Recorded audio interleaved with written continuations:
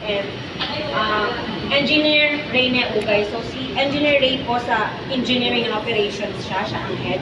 And for admin and finance, we have Sir Robert Victor Lisias. And you can see po yan yung mga facilities namin, big projects, and then all the... So let's proceed po.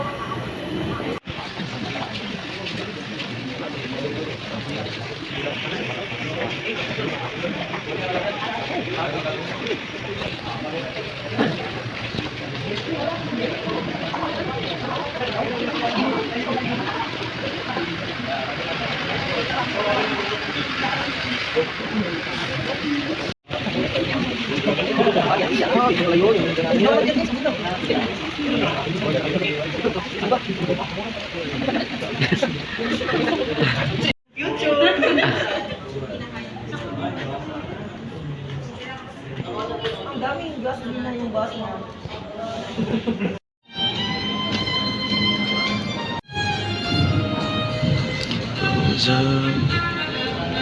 We open door.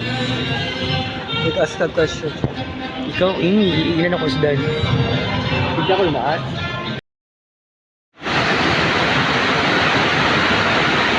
Hello po. Lakas, no? May makikipaglaban tayo sa ulan. Baka mamaya maabutan nyo din yan. So may makikipaglaban kayo sa ulan sa pag-ikot sa NIA Complex. So magandang hapon sa ating lahat. Batch 2. So the same as batch 1, hopefully that you will enjoy doing this educational tour with the National Irrigation Administration. But aside from that, hopefully that it will add fire to your heart. Sa inyong, as you go through your course, the civil engineering, your whole 4th year is not the end. It is the beginning of your everything that you have prepared for the full 5 years. And even since baka bata pa kayo, that is your very dream to be a civil engineer. So to our dear visitors, the students from the University of Mindanao from Davao, civil engineers, our civil engineers here in the office, your faculty members, and also other guests attending, today it is very important for you to be with us so that you can feel ano ba si National Irrigation Administration rather than doon sa nababasa natin sa social media, whether positive or negative. And hopefully, as you get through the end of this educational tour, as I said, sana ay madagdagan namin, kaming mga taga-NIA, ang fire sa inyong mga puso at clarity sa inyong mga isipan. You will be seeing our facilities in action as you get through the laboratory. So, sa ngayon ang ginagawa ng NIA. Welcome po sa NIA Ormaga Dam, and this is for Pantabanga Dam. Po namin early yung water level po ng aming ito po yung pang 3 o'clock. So pumasok na siya. So mamaya papasok na yung 4, real time po siya. Same goes din po namin dito sa Pantabanga Dam. So makikita rin dito yung gate opening. Yan, gate opening. Of course, inflow. Ayan, medyo tumasa yung inflow namin kanina nasa mga 115. O medyo tumaas na kasi nagkakanta kami ng cloud seeding para kahit paano tumaas yung water level namin. Ngayon, makikita rin dito yung volume, live storage namin dito. Then, may makikita natin na meron kaming power generation activity. Then, kasi hindi lang po siya for irrigation. Dalawang tapos na to, pero sa ating kami irrigation network, series of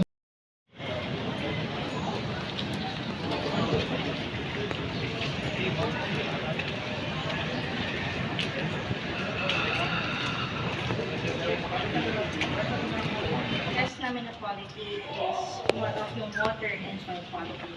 Because in irrigation or in agriculture, hindi lang naman yung construction yung importante.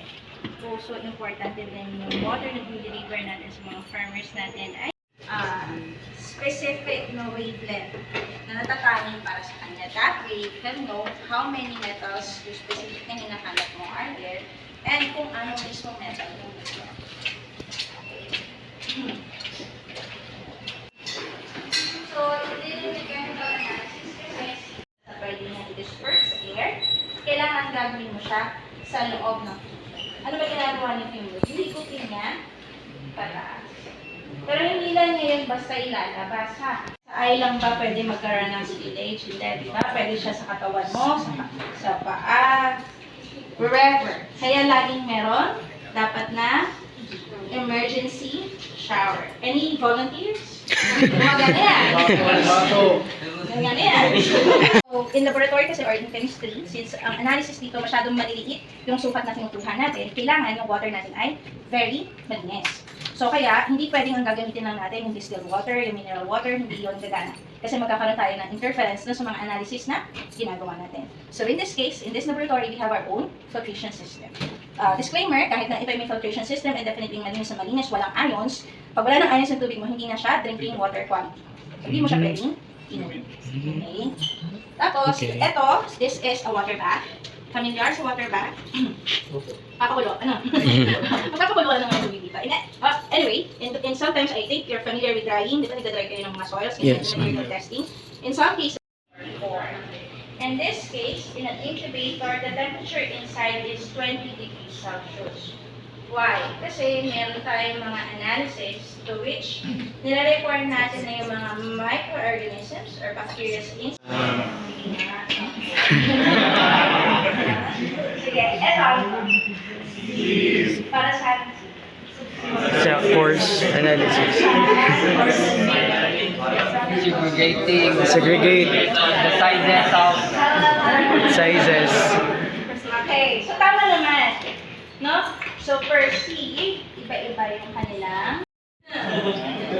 So syempre since ang NIA ay for irrigation and for stock, irrigation infrastructure, syempre ang pinag-aaralan dito dapat is stability buong setup. So, hindi ko alam kung pwedeng mo siya. Ito, hindi pwede.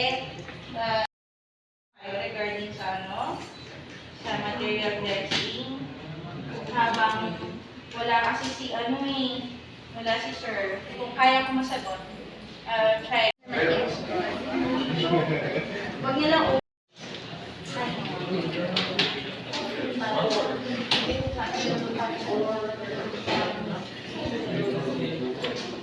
Ano? ang alam ko kasi, pag Sige. nangyari, pag yung mga Ah, sige.